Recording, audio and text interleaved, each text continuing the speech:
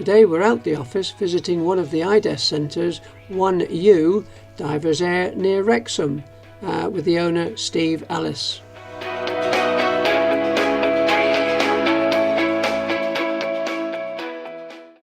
Mr. Reynolds from IDEST, and I'm here today at Divers Air, and with the help of Steve Ellis, the owner, we're going to create a comparison chart. Steve, how often do you do a comparison chart?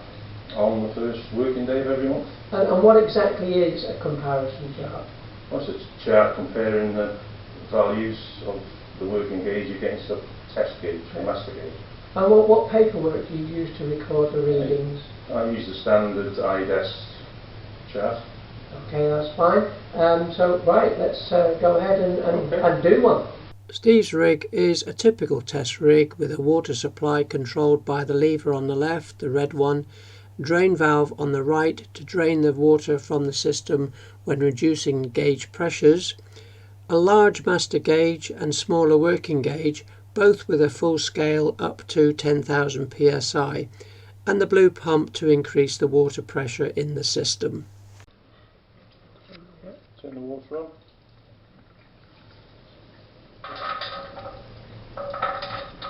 Plug in.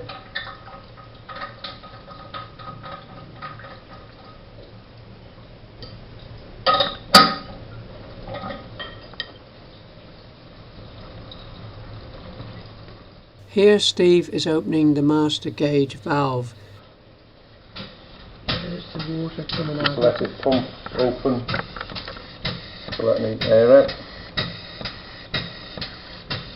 Steve is taking readings at every 1000 psi on the rise and also, as you'll see later, on the fall.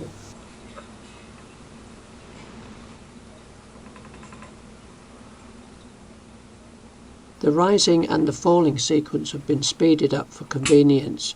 Steve pauses at each of the designated intervals and writes down the readings on the chart.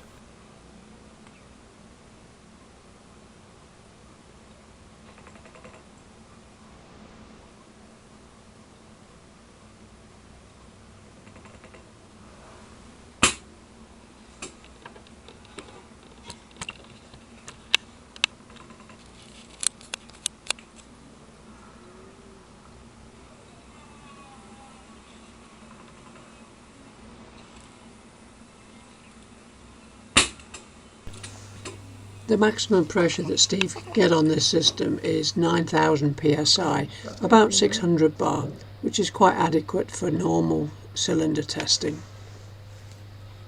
What valve's that you're opening now, Steve? This is the valve that closes the system. Right. Now Steve is opening the drain valve to relieve the system of pressure and taking readings as the gauge drops.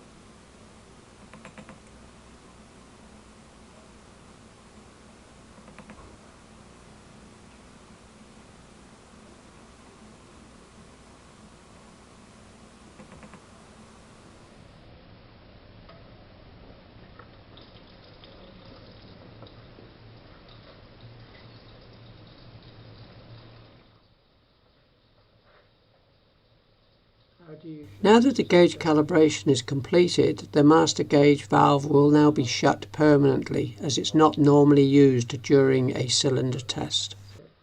Take the plug out.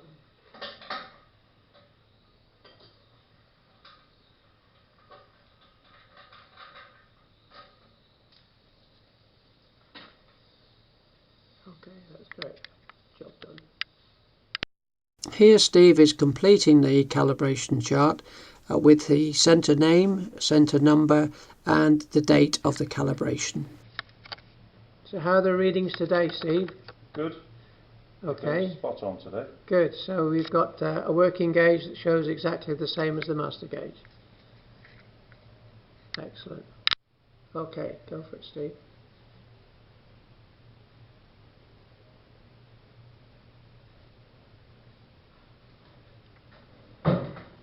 If there's any difference between the master and the working gauge values near any desired test pressure, then it's necessary to apply this correction during future cylinder testing. Steve now puts the new calibration chart on the board and places it next to the working gauge in readiness for the next test sequence. The old calibration chart is now removed, placed in a folder and later filed in Steve's cabinet. Okay, go ahead. That's great. So thanks very much, Steve. That brings the video to a conclusion, but I'd like to point out that there is an assessment that you can have a go at now. It's online. The link is down there in the corner. Go on to the link and then answer all the questions. If you pass, you'll actually get a certificate which can go into your folder of further training. So thanks very much for watching.